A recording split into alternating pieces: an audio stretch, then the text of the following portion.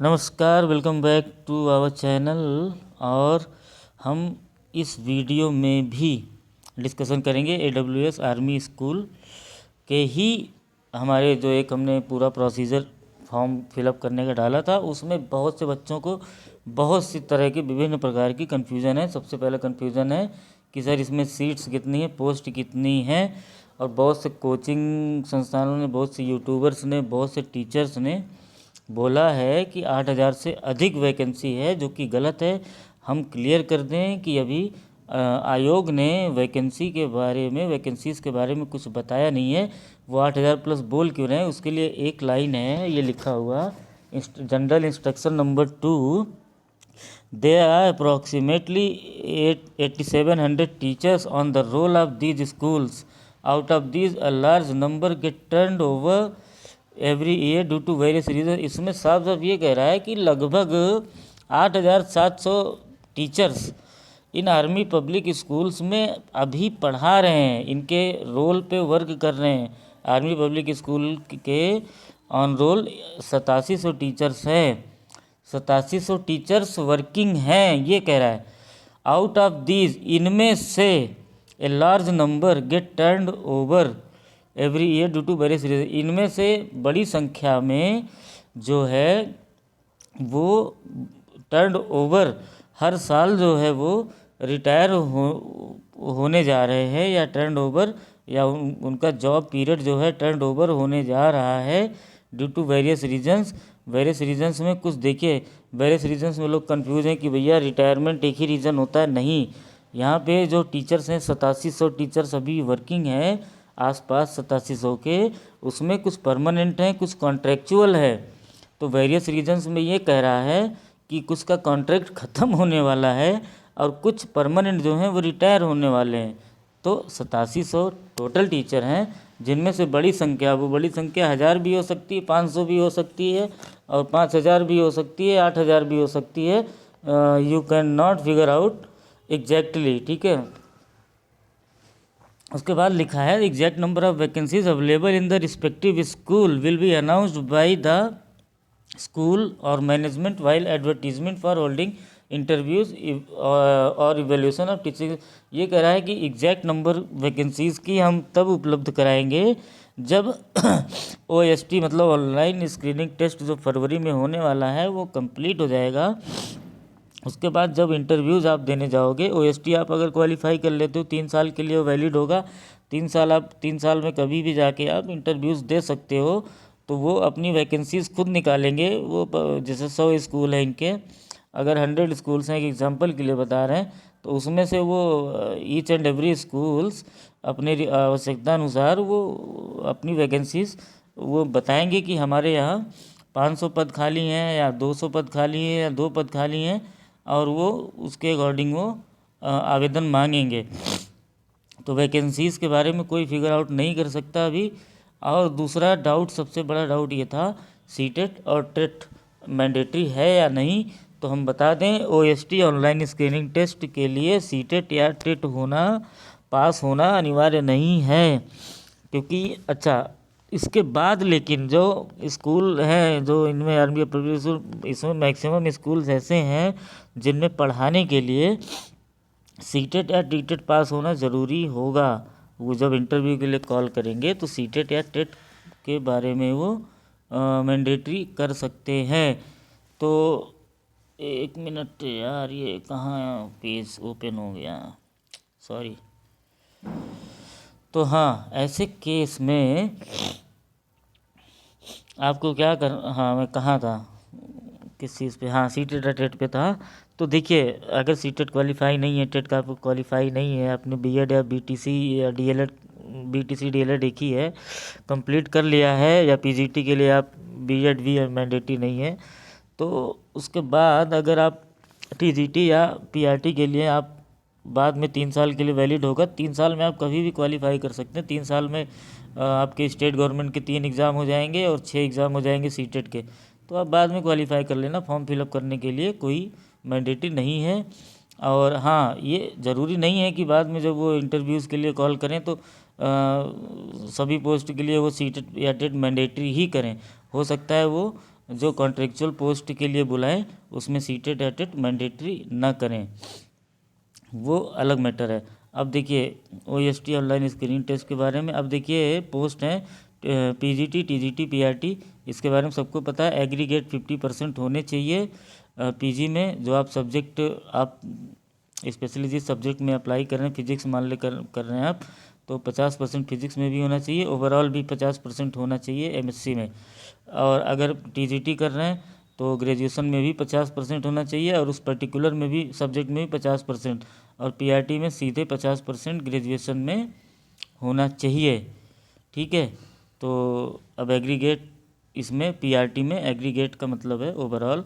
अब उसके बाद देखिए, अब post graduate with less than aggregate 50% mark in graduation. कोई पोस्ट ग्रेजुएट है जिसका ग्रेजुएशन में 50% से कम मार्क है, but aggregate 50% mark in PG and also 50% इस सब्जेक्ट अप्लाइड सेल्फ एलिजिबल। जैसे आप लोग मान लो PGT के लिए अप्लाई कर रहे हो, PGT फिजिक्स के लिए, लेकिन आपका BSc में, MSc आपने फिजिक्स से किया है, BSc में आपका 49% है, लेकिन आपका PG में 50% से अधिक है, प्लस PG में MSc में पूरे ओवरऑल MSc में 50% से अधिक है, और पर्टिकुलर जिस सब्जेक्ट आप फिजिक्स में अप्लाई करें उस फिजिक्स में भी 50% से ऊपर है, दोनों में 50%, MSc में भी 50% और MSc के फिजिक्स सब्जेक्ट में भी 50% के ऊपर है, तो भी आप PGT के लिए एलिजिबल है। और सेम यही TGT में भी, TGT नहीं है, PGT के लिए। अच्छा, उसके बाद एक सबसे बड़ा डाउट ये है, fresh candidate 40 years, experience 57 years. और देखिए इसमें लिखा है CTET is not mandatory for appearing in OST, however CTET TET by central government ये कंडक्टेड। तो वही जो मैंने आपको बताया कि स्कूलों में वो मांग सकते हैं इंटरव्यू के टाइम में। 3 साल का टाइम रहेगा, आप क्वालिफाई कर ले जाएंगे। अगर आप इस एग्ज़ाम को क्वालिफाई करने की क्षमता रखते हैं तो फर्स्ट अटेम्प्ट में आप सीटेट और यूपीटेट या फिर किसी भी स्टेट का टेट क्वालिफाई करने की 100% मैं गारंटी लेता हूँ आपके अंदर क्षमता होगी। अगर आप ये OST क्वालिफाई करने की क्षमता है, आपके पास तैयारी है। उसके बाद अब देखिए 19 फरवरी को ये सब हो गया। एक तीसरा हमारा इंपॉर्टेंट पॉइंट, जो बच्चे बहुत क्वेश्चन एनालाइज कर रहे थे, माइनस मार्किंग 1.4 है।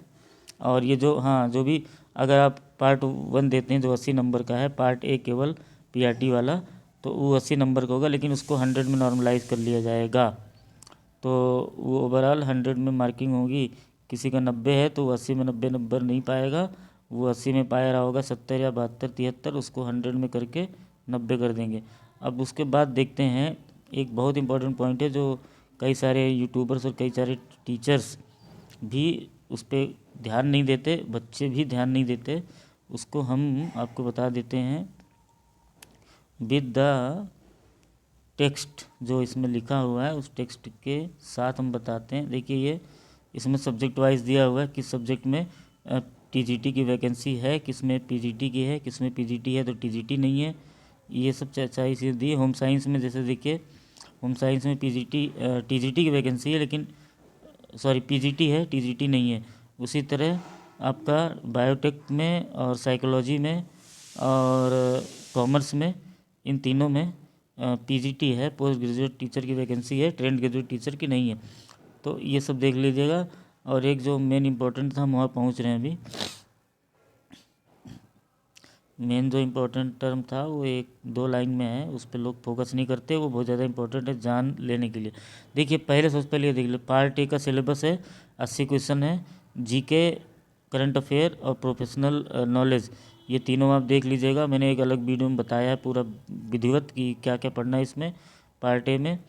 और पार्ट A केवल प्राइमरी वालों को देना है, PRT वालों को 80 क्वेश्चन है, 1.5 घंटे का, बहुत ज़्यादा टाइम है, पर्याप्त टाइम है। 90 मिनट में 80 क्वेश्चन करना आराम से कर सकते हैं। पार्ट B TGT का है, और पार्ट B एक है PGT का।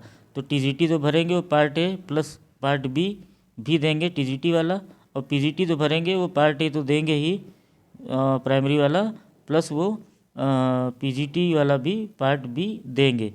तो इसके साथ साथ एक और बहुत इम्पोर्टेंट चीज़ है जिस पे हम कंक्लूड करेंगे इस वीडियो को, वो कहाँ गया, बताने को मैं से बता सकता हूँ, लेकिन मैं उस पॉइंट पे पहुंच जाऊं तब बताऊं।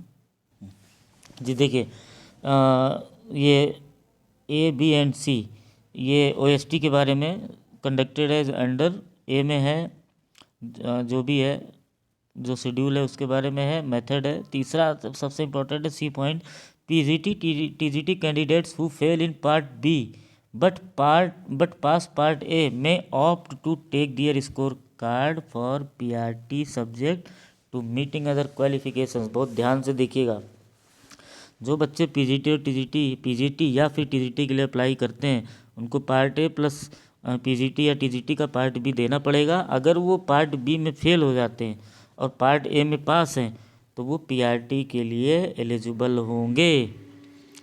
अब यहाँ ध्यान से देखिएगा, पीआरटी के लिए वो भी एलिजिबल हैं जो केवल पार्ट ए, जो केवल पीआरटी अप्लाई कर रहे हैं, और जो टीजीटी अप्लाई कर रहे हैं वो भी एलिजिबल होंगे पीआरटी के लिए, और पीजीटी जो अप्लाई कर रहे हैं वो भी पीआरटी के लिए, प्राइमरी टीचर के लिए एलिजिबल होंगे। अगर आप पीजीटी टीजीटी में से कोई एग्ज़ाम दे रहे हैं तो मेन कोर सब्जेक्ट जो पीजीटी या टीजीटी का है उसमें अगर फेल हो गए बट पार्ट ए में पास हो गए तो आप, जो आपका स्कोर कार्ड आएगा वो आप पीआरटी के लिए उसको यूज़ कर सकते हैं। और एक और चीज़ है, इसमें एक छूट इन्होंने दी है कि आप जैसे टीजीटी आपने भरा है तो टीजीटी में पार्ट ए और पार्ट बी में से पहले आपको पार्ट ए देना है या पहले आपको पार्ट बी देना है, दोनों में से आपको ये आज़ादी रहेगी कि आपका मन है भैया पहले हम सब्जेक्ट वाला टीजीटी वाला या पीजीटी का, हम फिजिक्स हम पीजीटी भर रहे हैं एग्जाम्पल के तौर पे, तो हम पहले पीजीटी वाला पार्ट बी हम पहले देंगे एग्ज़ाम, फिर पार्ट ए एग्ज़ाम देंगे। तो वो ऐसा भी कर सकते हैं, इनको छूट है कैंडिडेट्स को। ऐसा केवल AWES में होता है और किसी एग्ज़ाम में नहीं होता कि आपको पार्ट ए बाद में देने का मौका मिले, पार्ट बी पहले देने का मौका मिले। ठीक है, तो इन सब जानकारियों, हाँ एक चीज़ ध्यान दीजिएगा, बहुत से लोग अब दिमाग लगाएंगे कि भैया हम तो पीआरटी भरने से अच्छा है टीजीटी ही भर देते, टीजीटी में भी हो जाते पीआरटी में भी। तो ये होशियारी ना कभी कभी ले डूबती है। आप टीजीटी के लिए भर दोगे, टीजीटी का पार्ट बी भी पढ़ोगे, पार्ट ए भी पढ़ोगे, पता चला ना पार्ट ए में पास हुए ना पार्ट बी में पास हुए, हो गए दोनों में फेल।